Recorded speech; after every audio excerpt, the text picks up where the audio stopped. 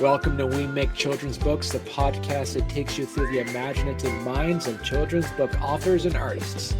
I'm your host, Barney Smith of Storycomic.com, and in today's episode, with us is Australia's newest children's book author, Elizabeth Hart. She's here to talk about her flagship book, Before the Fairy Ball, a beautiful story for young readers. Elizabeth, thanks for joining us. This is exciting. Thanks for having me. This is my first actual promo for the book, so I'm super excited. Yeah.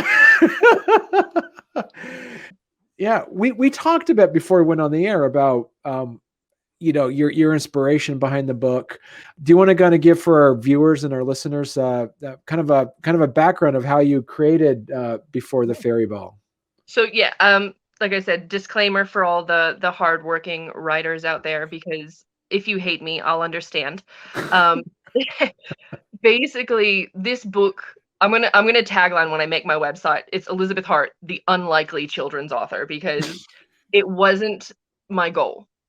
Like this book is basically like an act of love from me to my children, because it started off as a story, a bedtime story, and I've jokingly written elsewhere that it was the girls love having stories read to them.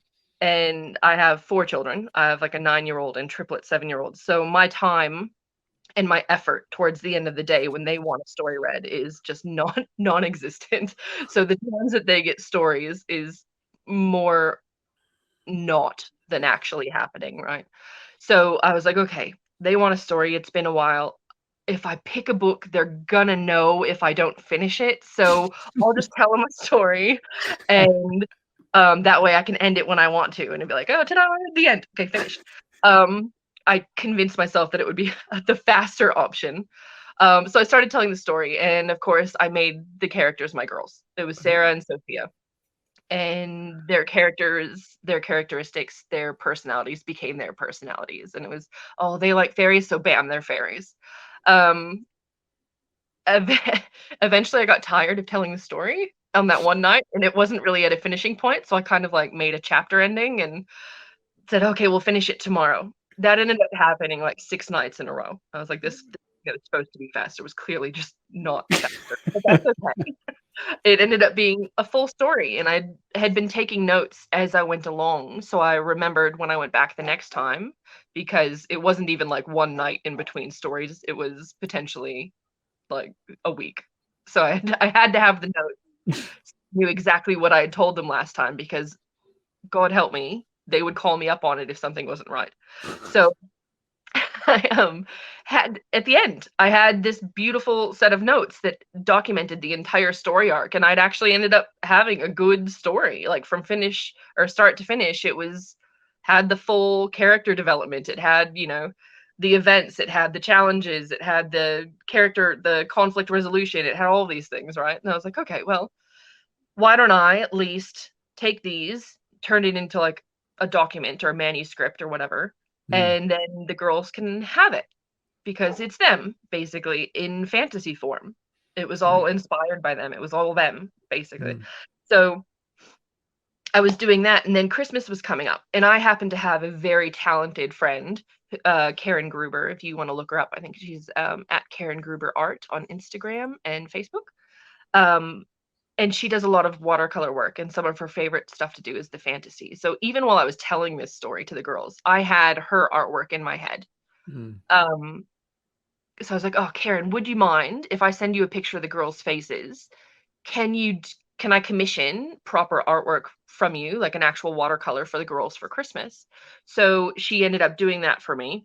Like, that's Sophia. So she took Sophia's face and actually made her into a fairy. She took her favorite colors into account and her personality a bit, because she hasn't met them. And that's Sarah. So like that was the inspiration for the actual artwork of the book, right? I already knew her style. I love her work. I own a few of her pieces. She's amazing.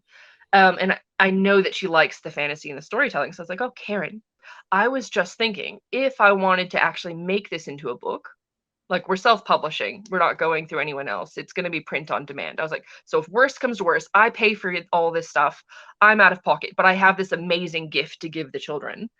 Would you consider doing a book with me?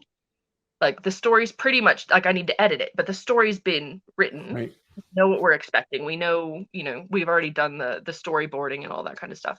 So it was she just got really excited.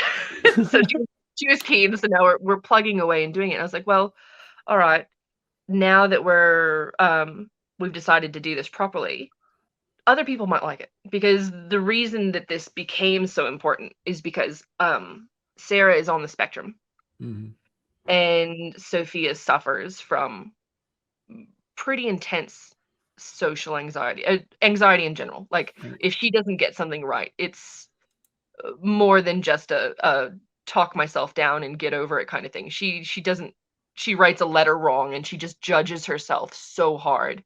So I was like, look, these characters had taken on those aspects, and I was like, isn't it nice when you can see the personality traits of someone on the spectrum in the story, or someone functioning with anxiety in a story, without it being the core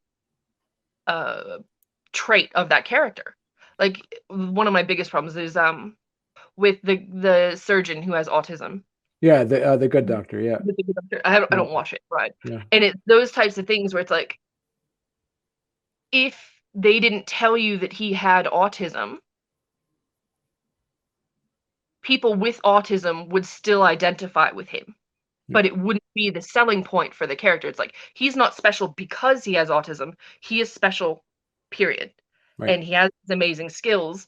And while, like, even knowing that he has autism, most people still don't really understand what that means for people overcoming challenges on a daily basis. So they think they do, and they go, oh, he's autistic, so it's okay. It's like, that doesn't mean that that's what he wants to be known for, or what he wants to identify with more than anything else, right? Right. So this is the same thing where it's other kids may be able to identify with these feelings and the situations that I've put forward in the book, and how my girls have reacted to them, and emotionally how they're feeling as with them as people, rather than, oh, here's an autistic fairy. It's, no, this is Sarah. Right. And this is what she does all the time, and this is her personality, and this is how she is. And she does amazing things, and that's good enough, Right. I have a daughter named Elizabeth who loves fairies. She wanted to ask you questions, but it's past her bedtime, so we pre-recorded some questions. So what I'll do is I'll pull up the question and I'll let you answer it. She has 3 questions for you, and I'll pull up the first one, and then I'll let you answer, and we'll go through. Okay? All right, here we go. My name is Elizabeth Smith, and I have 3 questions for you. My first question is, what are the fairies' names? She's adorable. Us Elizabeths have to stick together, fielding the easy interview questions. So it's Sarah and Sophia, obviously, because of my daughters. I think in the original story, when I was just telling it, I had called them Seraphia and Sophaba, because that's what I do, right? But when we went to go edit the story, I thought that, because of the reading level we were aiming for, that might make it a bit difficult. And then everybody knows a Sarah and a Sophia nowadays. So I was like, this makes it just that little bit more relatable to the children reading it and the parents who are buying it and that kind of stuff.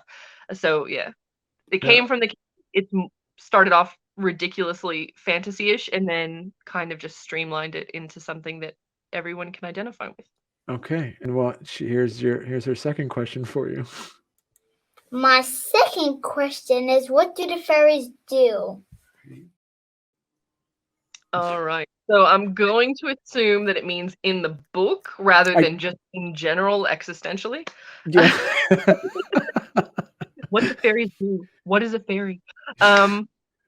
So in the book, it's called Before the Fairy Ball because it focuses more on this book really is like me and my children's whole life story. It focuses more on the planning process of the fairy ball. So 2 fairies are tasked with helping to arrange a fairy ball.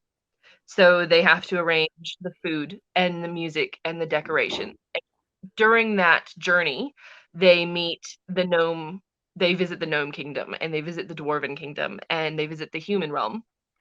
So they pick from those races what they're best known for. So they're like, oh, well, if I need someone who knows food, let's go visit the dwarves. They know how to cook, you know, and the gnomes do the music, and the humans are great with art and decoration. So they visit and they overcome challenges during those things, and those visits, and then they get to come home and help actually be part of the fairy ball. Wow. Okay. All right. Here's Elizabeth's last question for you. My third question is, where do the fairies live? Ooh, that's a good question. I've been working on. I haven't come up with a name. Like, technically, it's got the human realm in it. It could be here. Like, this could exist with us. I haven't given where they live a name or anything like that. I know that it's a fully formed world and it's got all the different races. Like I said, it's very Tolkien-esque. You've got the elves and you've got the dwarves and you've got the gnomes and all of those things. Like I said, I told a story for my son, John, as well, and in his story, he's a gnome. Well, he's a human and then a gnome. Trust me, it's there. So like it's all these stories are taking part in the same world. Like they're all connected. It's just there's no name for it. It just exists. Okay.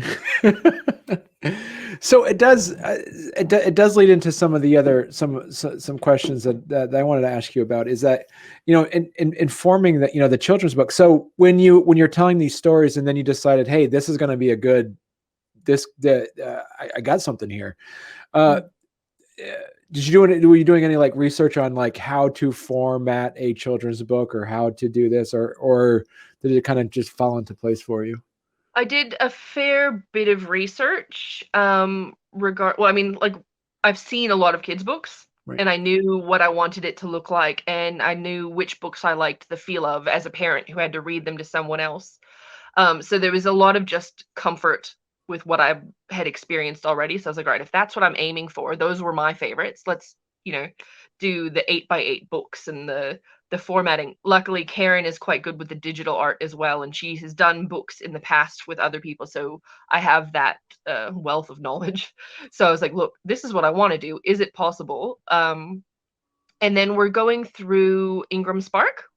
Yep. To do the print on demand, self-published. Like I had thought about using the publishers because it's like then someone can hold my hand and walk me through it, and I'm like, I don't think I want to do that because that is a massive money sink. Mhm. And it was just that, look, they give you the formatting details, they give you the recommendations, you can do the research yourself, you can figure out what does and doesn't work or what you do and don't like the look of.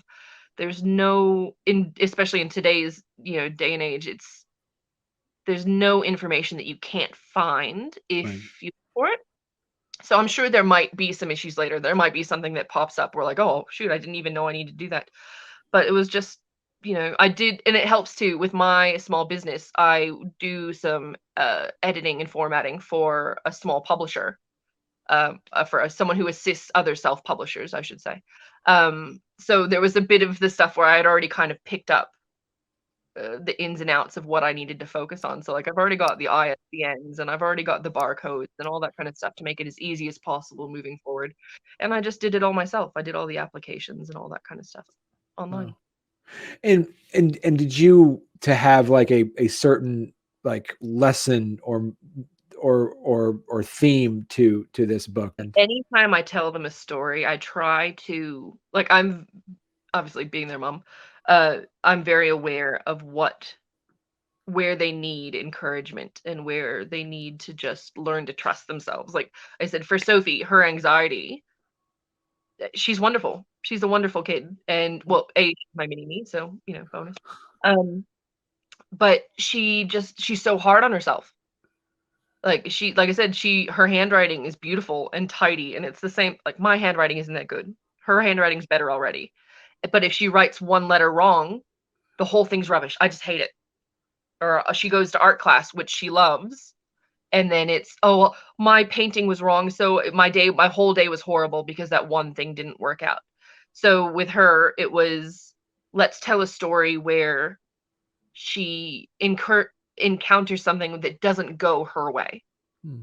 or where she has to get up in front of a group of people, where she has to do those things and it works out, or where she can lean on her sister or her family or her friends to get through these kinds of things. So she sees, even in the imaginative storylines, that these things happen to everyone and it's okay.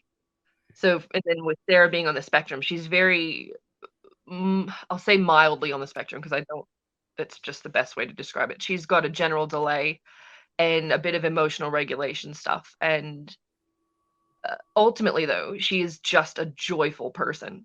Like, she is, until she's not happy, she is just, it's okay. I can do everything. It's fine. I'm fantastic. It's perfect. And it's the most adorable thing ever. But then that plays off of Sophie's anxiety, because Sophie looks at her and goes, well, if she's doing it right, then I must be doing it wrong. Right. But with Sarah as well, it's the, oh, well, I'm good at this. No, I can't do that.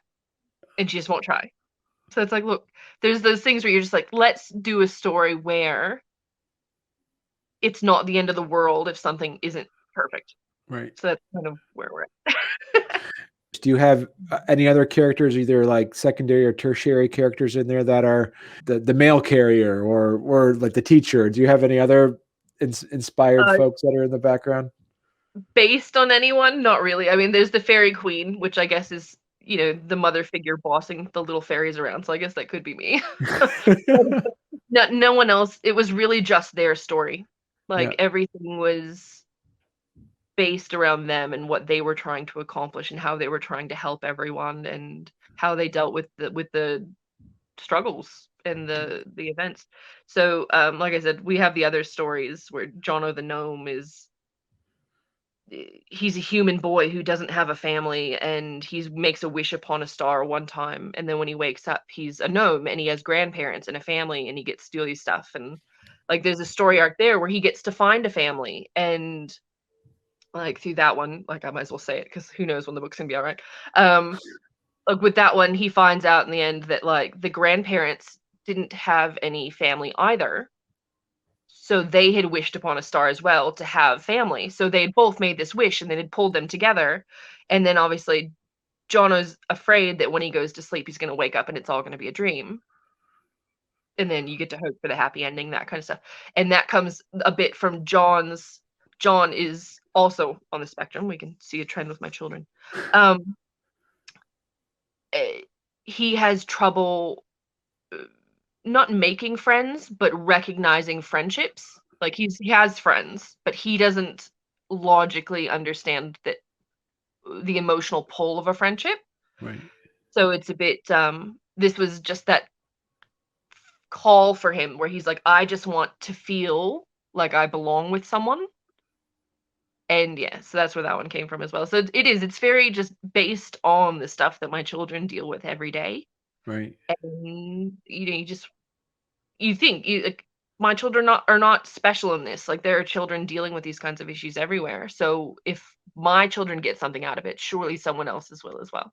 When you're working with Karen on the books, is there, talk about, looking at what the audience is? Do you making sure that, for sensory issues, you making sure the book isn't too bright or not enough, or any of those talks about the design side of it? But since it is watercolor based, the look of it becomes much softer. Like I said, we were more focused on the language and the comprehension, and because it's not just a book for children with issues, it's a book for all children where they can just identify with certain aspects of the character. So it's just a book, and I'm hoping though that it sends a good message of belonging to everyone. Right. And do you have plans for, because you said you already got any idea for a second book? Is there a series? Are you looking at based off of other, like your eldest, or? I'm so surprised this one's happening. Like I said, Jono's story, or John's story. I can't call him Jono in real life. It's a very Australian thing. John's story I would love to do as well. So I will, essentially. Whether or not I tweak that story to involve some recurring characters or something like that, we'll see how it goes in the artistic process, because it could be its own standalone thing, and that's a different, like, just because they exist in the same world doesn't mean that it has to be a joined story.